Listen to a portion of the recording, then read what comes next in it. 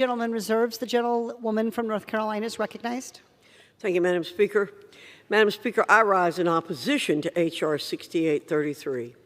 Americans are rightly concerned about the price of prescription drugs, but Democrats are trying to solve this problem in the wrong way, as usual.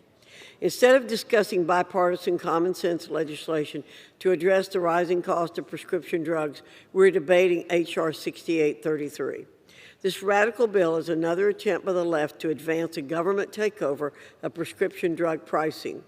Don't be fooled. This legislation is a Trojan horse.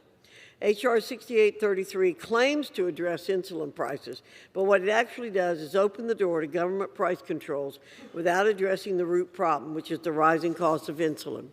H.R. 6833 won't lower cost. It's a smokescreen that will raise premiums for workers and seniors when inflation is at a 40-year high. Why are Democrats knowingly raising health care premiums on the majority of Americans when so many families are struggling to pay for gas and put food on the table? 4 out of 5 Americans in large group plans already pay under $35 a month for insulin. This bill will raise the health care costs for the vast majority of working Americans. When insurers are required by the federal government to cover an insulin product, this allows manufacturers to raise the price of insulin indiscriminately. Since insurers can charge only $35 a month out of pocket to the patient, the insurer must make up for the increased cost of insulin by raising premiums for all beneficiaries. With a lack of competition in the market, this bill removes the bargaining power insurers use to keep insulin prices low, leading to increased insulin prices and higher premiums. This legislation will only worsen the root problems of high insulin prices, which is a lack of competition in the market.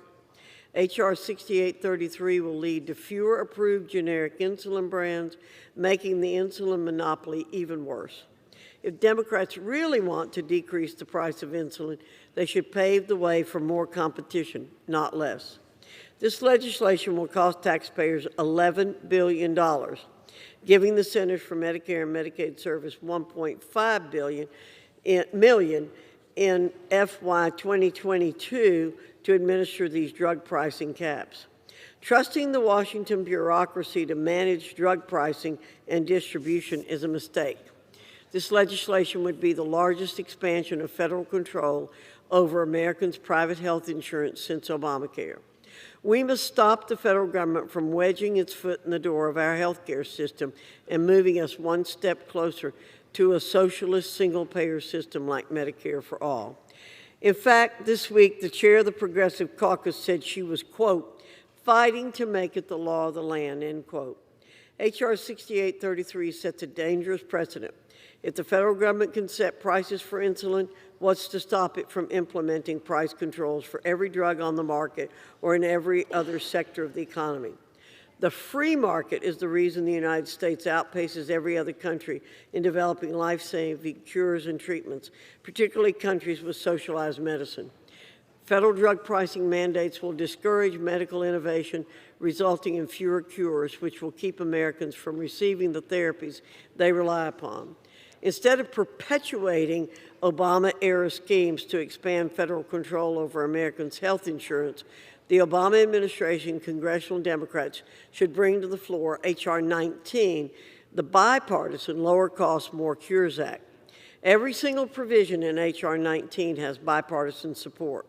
Lawmakers on both sides of the aisle agree that this legislation will lower health care costs and protect America's status as a leading health care innovator.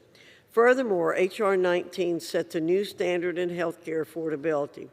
This bill caps seniors' out-of-pocket insulin costs at only $50 a month in the Medicare program.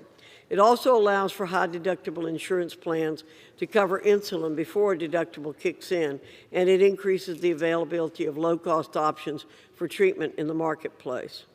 The cost of insulin, like most health care costs in this country, are climbing rapidly. Yet total federal control is not the solution. H.R. 6833 is a perfect example of legislative trickery. This bill will lower out-of-pocket costs for insulin for a minority of Americans by bloating premiums and other health care costs for the majority of Americans and leave our health care system worse off. Supporting socialist drug pricing isn't a solution, which is why I'm rejecting this one-sided, harmful bill. I urge my Democrat colleagues to support the Lower Cost, More Cures Act, bipartisan legislation that will lower drug costs for Americans without limiting access to cures. I reserve the balance of my time.